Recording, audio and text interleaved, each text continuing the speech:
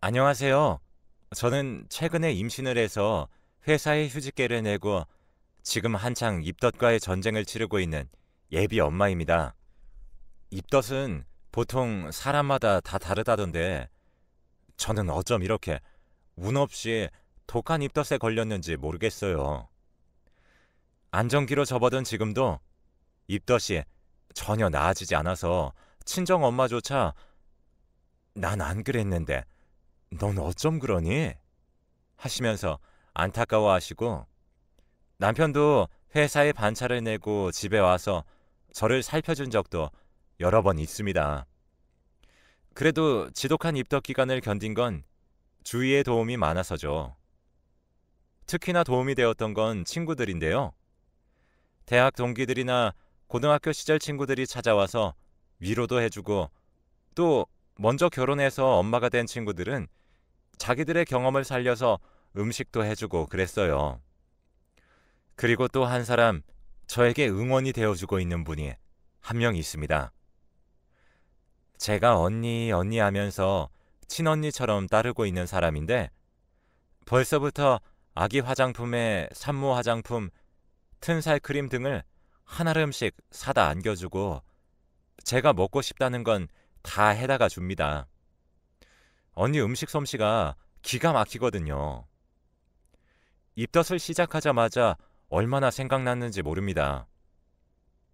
생각난다고 하니까 다음날 바로 만들어서 가져다 주었고요.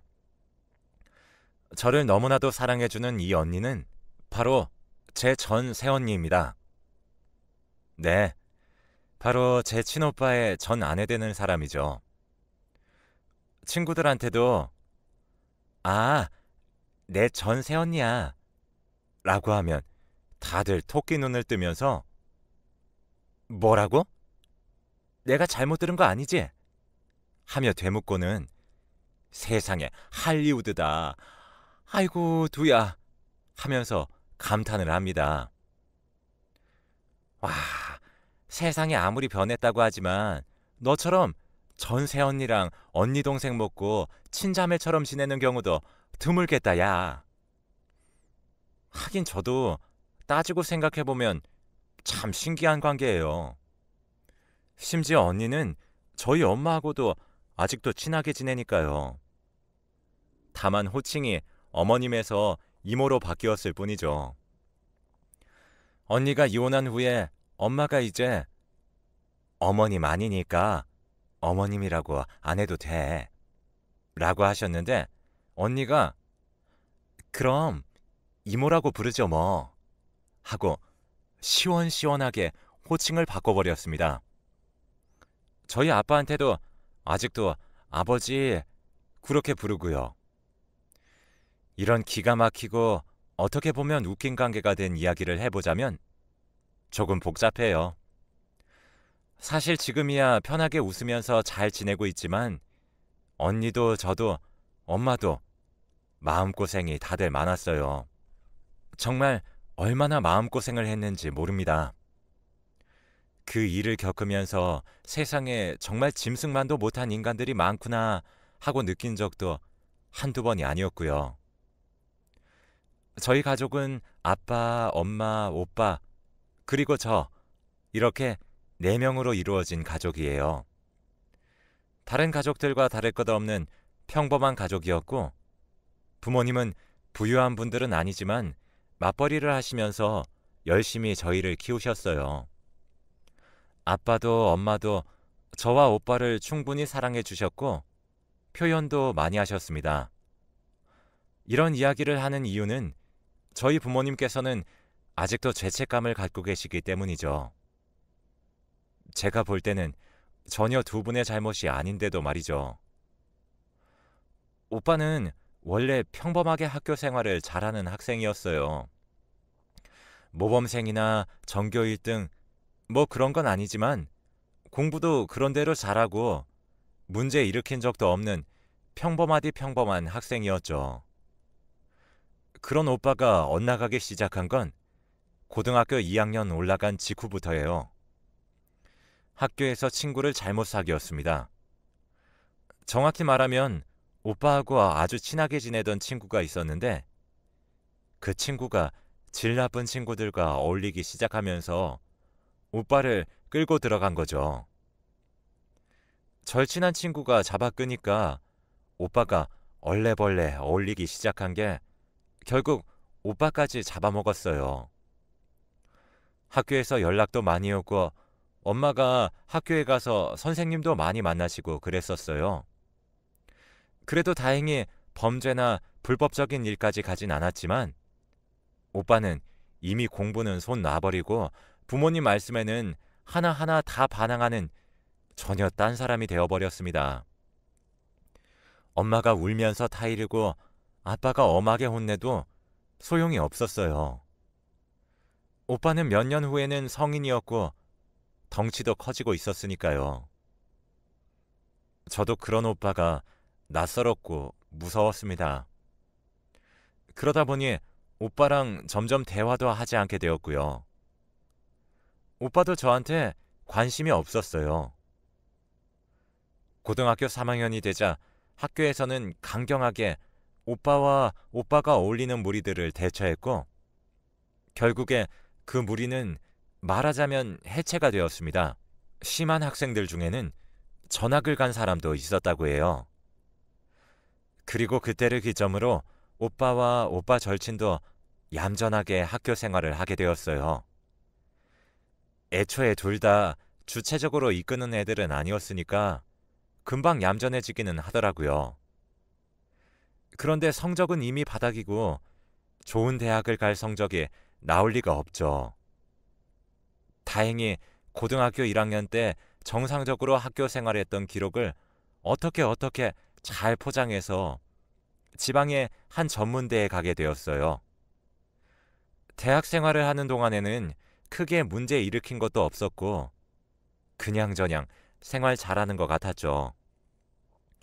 성적이 뛰어나거나 그런 건 아니지만 그래도 학교에서 잘릴 정도는 아니었으니 계속 다닌 거겠죠. 오빠가 졸업하고 나서 저도 대학을 갔습니다. 저는 4년제 대학에 진학했어요. 그리고 1학년 때 선배였던 현재 남편을 만나서 연애를 하게 되었고요. 부모님은 또 다른 고민이 생겼습니다. 오빠가 졸업 후에 말 그대로 집에 눌러 앉으면서 놀고 먹는 거예요. 오빠는 시력이 아주 나빠서 군대도 가지 못했습니다. 아빠는 신검 결과만 정상이었어도 군대라도 집어넣었을 텐데 라고 하셨어요.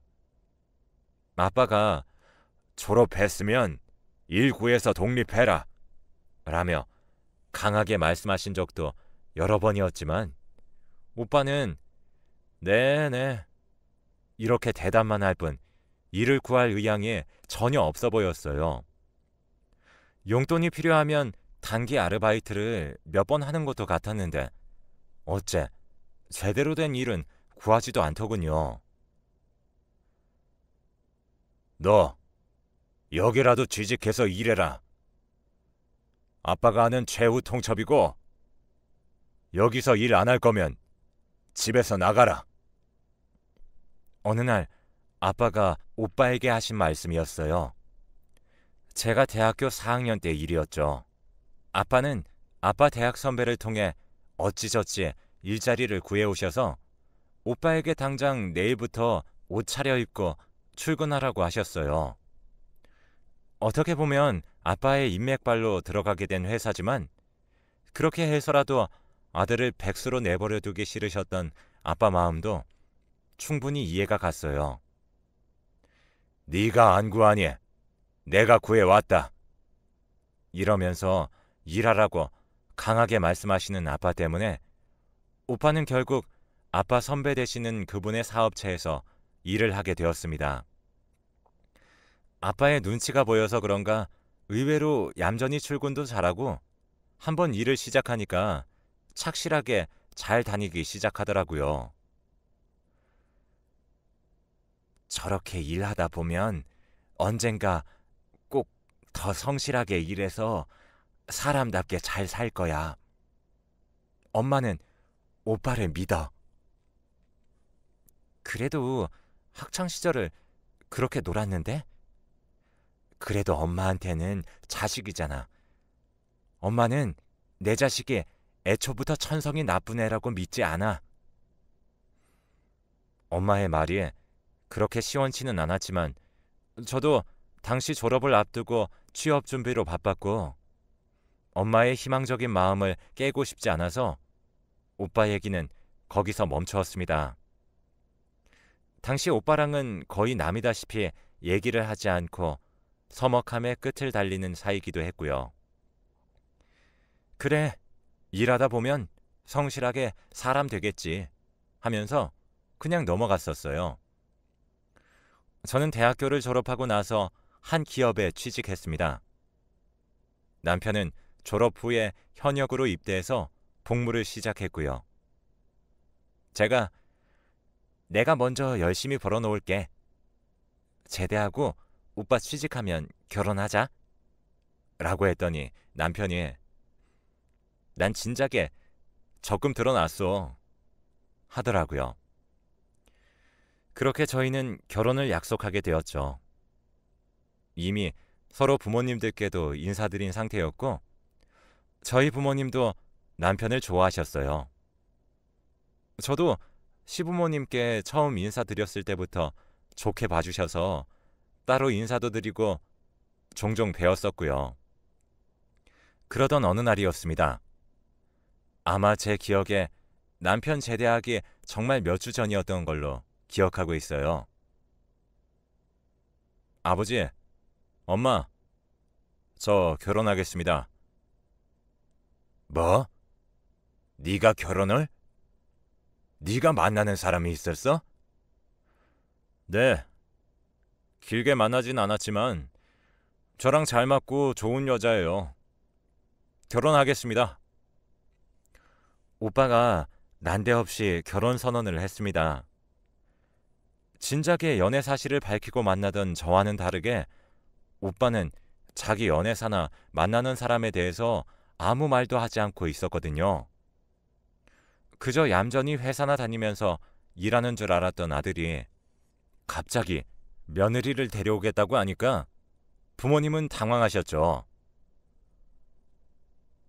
아니, 나는 물론 결혼이 나쁜 건 아니지만 당연히 희영이가 먼저 갈 줄 알았는데. 요즘 세상에 뭐 그런 걸 따지냐면 그래도 제가 먼저 가는 게 어르신들 보기에도 더 좋겠죠. 동생보다 오빠가 먼저 가는 게 낫잖아요. 이상한 논리이긴 했지만 아빠는 저놈이 그래도 가정 이루려고 하는 거 보니까 철이 좀 들긴 들었나 보다. 대책 없이 결혼하겠다고 하진 않겠지? 라고 하셨어요. 그러면서 상견례 날을 잡으라고 하셨고요. 상견례 필요 없어요. 그냥 저희 집 초대해서 식사하고 인사하면 돼요. 그 친구 부모님이 두 분 다 어릴 때 돌아가셨어요. 엄마는 당황한 표정을 지으시면서 그럼 집으로 날 잡고 데려오라고 하셨어요. 며칠 후에 오빠로부터 문자가 와서 그날 저녁 식사에 제 새언니가 올 거라고 했습니다. 저는 괜히 긴장이 돼서 퇴근 시간이 다가와도 기분이 썩 가볍지 못했습니다. 집에 가서 엄마 상 차리는 것부터 도왔어요. 집에 며느리 온다고 갈비찜에 잡채까지 하셨더라고요. 그리고 마침내 도착한 예비 새언니는 저보다 한 살이 많은 사람이었습니다. 첫인상은 동글동글하고 참 순해 보이더군요. 수줍게 저와 엄마 아빠에게 인사하는 언니는 목소리도 그렇게 크지 않았고 소위 말하는 못된 새언니의 인상은 전혀 없는 사람이었어요. 솔직히 속으로 오빠에 비해 너무 아깝다고 생각했죠. 어쩔 수 없는 일이었지만 오빠의 학창시절 때와 엄마 아빠에게 반항하던 모습들, 졸업 후 게으르게 집안에서 과자나 먹던 모습들이 떠올랐거든요. 그래도 가정 이루고 나면 더 열심히 살겠지 이런 생각을 하면서 마음속으로 예비 새언니를 응원했어요. 예비 새언니는 양친을 사고로 잃고 고교 졸업 후 바로 취업을 해서 일하고 있었죠. 오빠와는 오빠의 회사랑 거래처 연결이 되어서 오다 가다 만났다고 합니다. 부모님도 착한 며느리를 데려온 것 같다고 하셨고 결혼을 허락하셨습니다. 아빠는 오빠가 방황하던 시절부터 엄하게 대하시고 혼내기도 하셨지만 그래도 아들이 가정을 꾸린다고 하니까 지원도 넉넉하게 해주시고 신혼집도 구해주셨어요. 결혼식도 예비 새언니의 가정 사정상 크게 올리지 않았고 작은 식장에서 조촐하게 올렸어요. 언니와 오빠는 저희 집 근처에서 멀리 안 떨어진 곳에 살림을 차렸고요. 새언니하고는 사실 처음에는 어색했습니다. 아무래도 오빠랑 저의 사이가 서먹하니까요. 언니는 저를 보면 예의를 갖춰서 아가씨 아가씨라고 부르고 존대도 했지만 아무래도 만난 지 얼마 안 되어서 어색하더라고요. 더군다나 저는 못된 시누이가 되기는 싫어서 일부러 언니네 집에 간섭하는 것처럼 보인다거나 그런 오해를 사기가 싫어서 일부러 거리를 둔 것도 있고요. 그래도 언니는 엄마한테 참 잘하더군요. 사이가 좋은 고부관계였죠. 엄마도 걔 붙잡아서 가정 이루게 한 것만도 고마운 애야 하시면서 일체 시집살이 안 시키려고 하셨는데 언니가 먼저 엄마한테는 어머니 같이 점심 먹어요. 어머니 잘 지내고 계시죠? 어머니 저번에 반찬 너무 맛있었어요 하면서 문자도 보내고 살갑게 굴었거든요. 애가 부모님 사랑이 많이 고팠나 보다. 그러니 시애미한테 이렇게 살갑게 굴지. 내가 엄마는 못 대어줘도 잘 대해줘야지. 아휴, 참 말도 이쁘게 해. 시모 복이 아니라 며느리 복도 있는가 보다. 그러다 보니 엄마도 며느리를 예뻐하시고 오빠가 늦게 퇴근하면 종종 집으로 불러서 저녁도 같이 먹었습니다. 아빠도 새언니를 좋아하셨고 저도 그런 식으로 언니랑 얼굴을 보다 보니까 점점 어색하지 않게 인사도 하고 안부도 묻고 하는 사이가 되어갔어요. 오히려 오빠보다도 더 가까워졌죠. 사실 제가 언니와 오빠와의 결혼 생활을 다 알지는 못합니다. 말씀드렸다시피 오빠와는 서먹서먹해져 있었고 저도 곧 남편이 제대하고 회사에 취직을 했거든요. 이제 제가 시집갈 차례가 된 거죠. 남편이 취직해서 지금까지 일하고 있는 곳은 나름 네임밸류도 있고 신입이라도 초봉이 넉넉했던 곳이었습니다.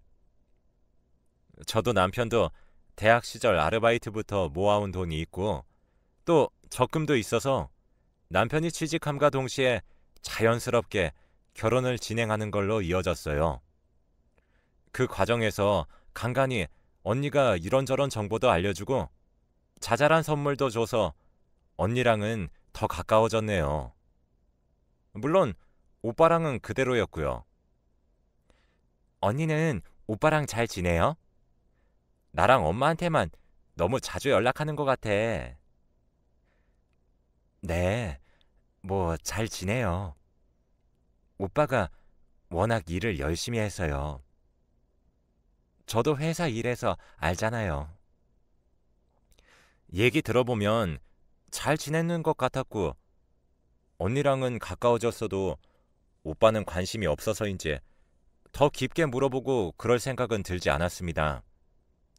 아무튼 그렇게 저도 결혼 준비 잘 마치고 결혼했고 집에서 독립해서 남편이랑 같이 살게 되었어요. 결혼하고 나서도 저는 더 열심히 일을 했고 나름대로 신혼부부라고 평일에는 일하고 주말에는 남편이랑 놀고 하느라 집에는 신경을 통 쓰지 못했어요. 부모님께도 간간히 안부 전화나 문자만 드리고 예전처럼 많이 얼굴 뵙지도 못했고 언니랑은 더더욱 보지 못했죠.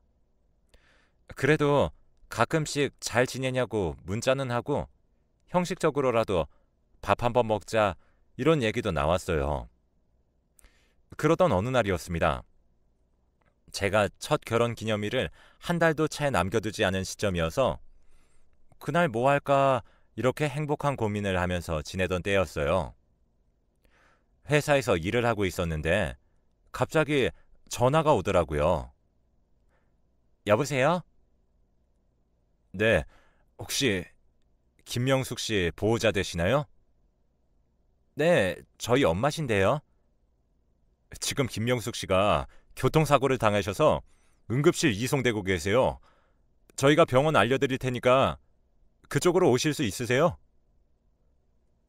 정말 그 말을 듣고 정신줄을 어떻게 잡았는지 모르겠어요. 넋 놓고 있는 저를 회사 선배 언니가 잡아 흔들면서 정신 차리고 얼른 가보라고 가방을 챙겨주었고 저는 혼이 나가서 가방을 챙겨 회사를 빠져나가 택시를 금방 잡고 병원으로 출발했습니다. 택시 안에서 남편에게 전화해 상황을 얘기하면서 울음을 터뜨렸죠. 남편은 저를 달래면서 자기도 금방 가겠다고 걱정 말라고 해주고 제 모습을 보신 택시기사님도 아유 어쩌나 이봐요 아가씨 울지 마요. 내가 금방 갈 테니까 정신 단단히 차려야지 하시며 속도를 높여주셨어요. 응급실에 도착하니까 난리통이었습니다. 알고 봤더니 그 대낮에 졸음운전자가 사고를 내서 몇 중 추돌 사고가 나서 환자가 한꺼번에 많이 발생한 모양이었어요. 여기저기 우는 보호자들과 환자들이 있었고 저는 엄마를 찾기 시작했습니다.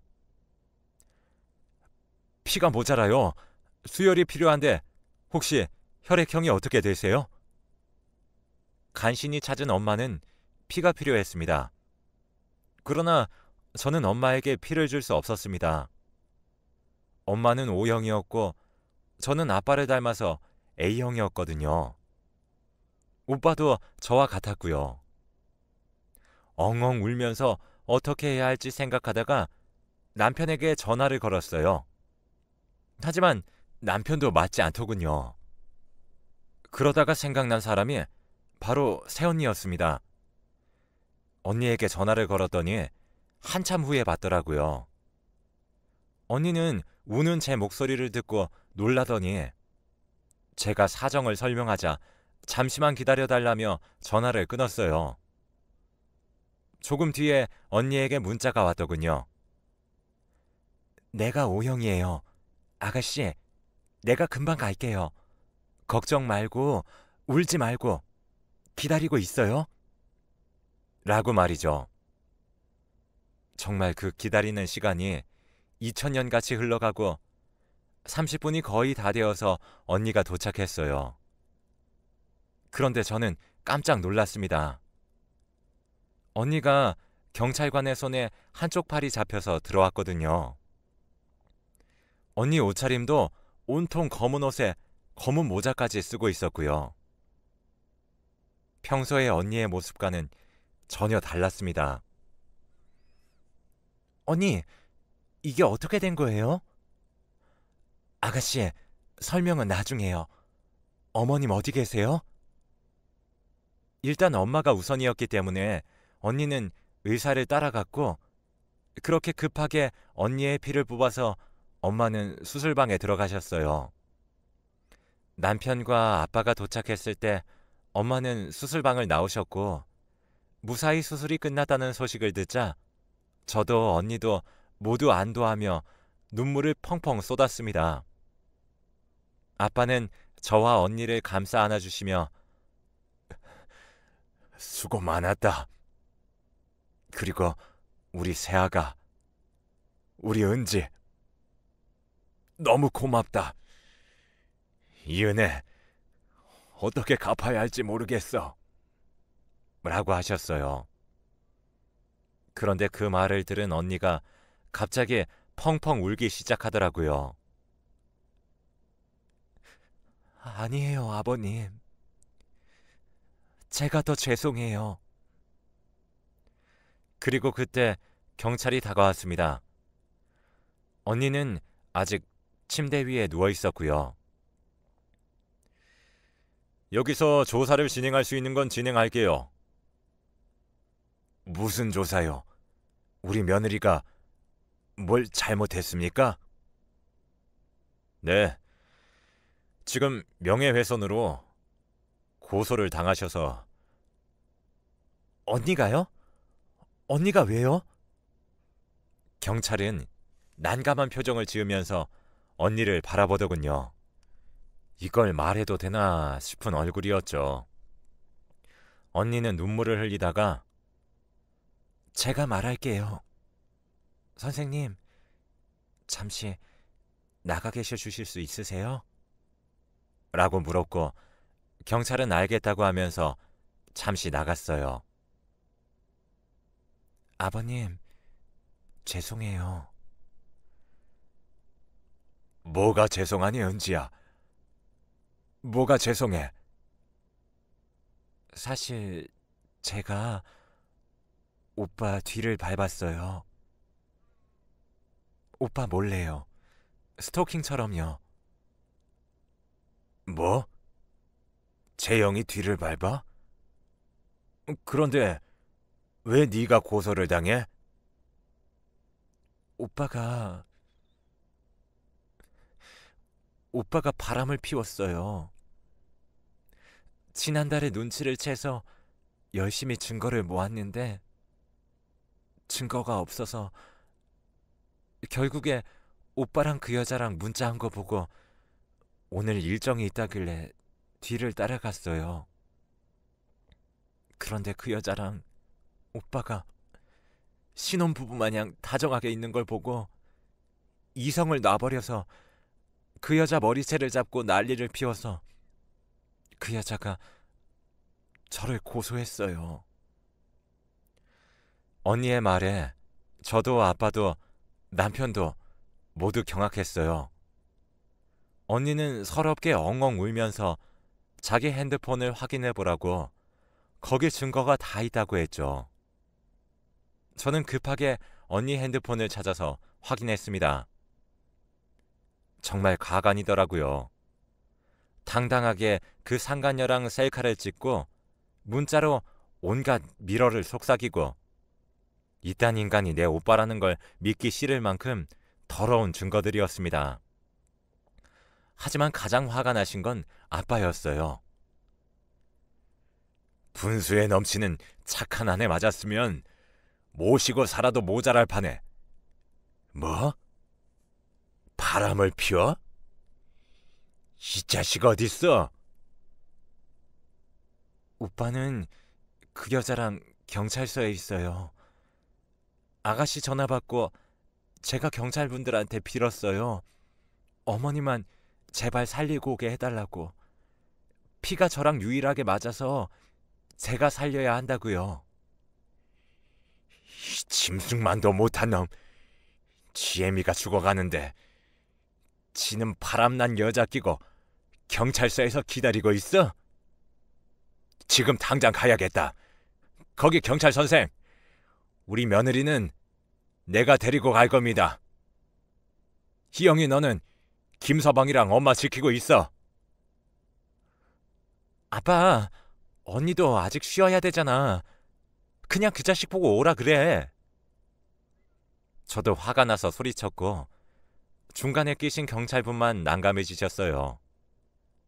어쨌든 언니는 지금 고소를 당한 상태니까요. 언니가 회복해야 한다는 걸 참작해서 다행히 며칠은 시간을 벌 수 있었어요.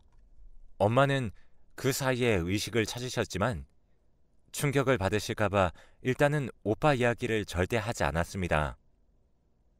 아빠는 그 사이에 아는 지인과 인맥을 총동원해서 유능한 변호사들을 만나고 다니셨고요. 그중에 아빠가 판단하셨을 때 가장 사람이 괜찮아 보인다는 분을 언니의 이혼 소송 변호사로 붙이셨어요.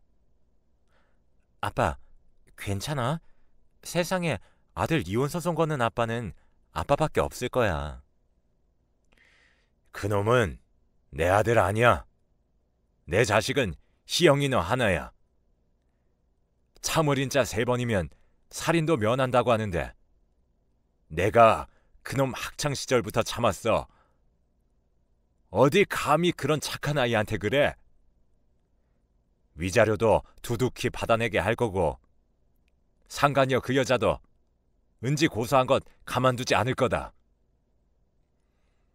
언니 앞에서는 당당하게 큰 소리 쳤던 것 같던데 저희 아빠를 보니까 오빠고 그 여자고 둘 다 아빠 앞에서는 벌벌 떨더라고요. 역시 오빠한테는 저희 아빠가 가장 무서운 존재였던 것 같네요. 어차피 저럴 거면 왜 바람을 피우는지 한심하기만 했습니다. 아저씨, 저 이 오빠 유부남인 거 모르고 만났어요. 저도 피해자라고요. 모르고 만났으면 유부남인 걸 알았을 때 그쪽이 창피한 짓 한 줄 알고 죄송합니다. 이렇게 고개 숙여도 모자랄 판에 감히 우리 며느리를 고소하려고 해요?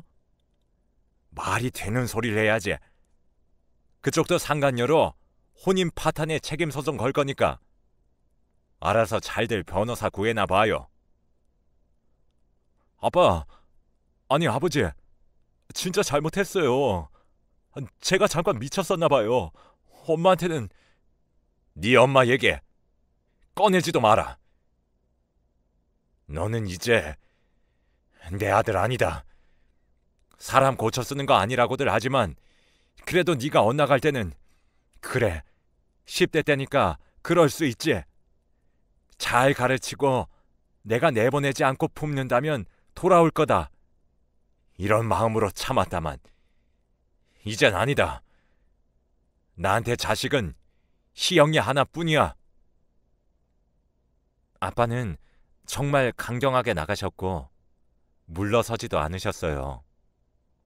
결국 오빠는 유책 배우자로 언니에게 몇 천만 원의 위자료를 주고 이혼하게 되었고요. 그 상간녀도 소액이지만 돈이 좀 깨졌습니다. 간통죄가 폐지되어서 그렇다고 하네요. 이제 마음 편하게 살아. 너 아직 젊어서 좋은 남자 만날 수 있어. 마음고생 다 잊고 내가 이렇게 사과할 테니 우리 잊고 살거라. 어머니, 저 어머니 못 잊어요. 엄마 없는 제게 엄마같이 대해주셨는데 어떻게 잊어요? 이혼하던 날 언니가 엄마를 잡고 울면서 말했어요. 그 모습을 보고 언니는 우리 부모님을 정말 친부모님처럼 생각하는구나 싶어서 정말 가엾고 눈물이 나더라고요. 어차피 우리한테서 내쳐진 건 은지 네가 아니고 그놈이다. 은지는 오고 싶으면 얼마든지 우리 집 와도 되고 밥도 먹고 딸이면 딸답게 용돈도 달라고 하고 그렇게 해. 저희 아빠의 말씀이에요. 언니는 그 말을 듣고 더 크게 울었습니다. 그리고 정말 아빠 말씀대로 언니는 며느리가 아닌 딸 노릇을 하면서 아직까지도 우리 집과 인연을 이어나가고 있어요. 참 이상한 게 오빠가 빠지니까 언니하고도 급속도로 더 친해지게 되더라고요. 이혼한 언니는 후련해 보이고 자유로워 보였습니다. 오빠는 집에서 당연히 쫓겨났죠. 엄마는 그래도 엄마라고 저한테 말해서 오빠 근황 좀 알아보라고 그러시더라고요. 남편한테 부탁해서 수소문을 해봤는데 오빠는 고등학교 동창들이나 대학 동기들의 집들을 다니면서 식객처럼 생활하다가 지금은 지방에 있는 한 공장에서 일하고 있다고 했어요. 거기 사는 친구가 일자리를 알아봐 준 모양이에요. 엄마는 예, 그래도 집 밥벌이는 하고 있다고 하니까 다행이다 라고 하시더군요. 그걸로 끝이었어요. 엄마도 오빠를 더 이상은 자식이라고 마냥 좋게 보지는 못하실 테니까요. 저도 사실은 아직까지도 오빠에게 화가 풀리지 않았고 용서를 못한 상황입니다. 언니가 살아온 세월을 생각하면 더 그래요. 부모도 없이 혼자 열심히 살았는데 언니에게 또 한 번 상처를 준 거니까요. 그래도 지금은 언니가 우리 가족과 잘 어울리고 행복하게 잘 살고 있으니까 다행이란 생각이 드네요. 태어날 제 아이에게도 멋진 이모가 되어줄 것 같고요. 앞으로 행복하게 열심히 살겠습니다. 사연 들으시는 분들도 행복하시고요. 지금까지 들어주셔서 감사합니다.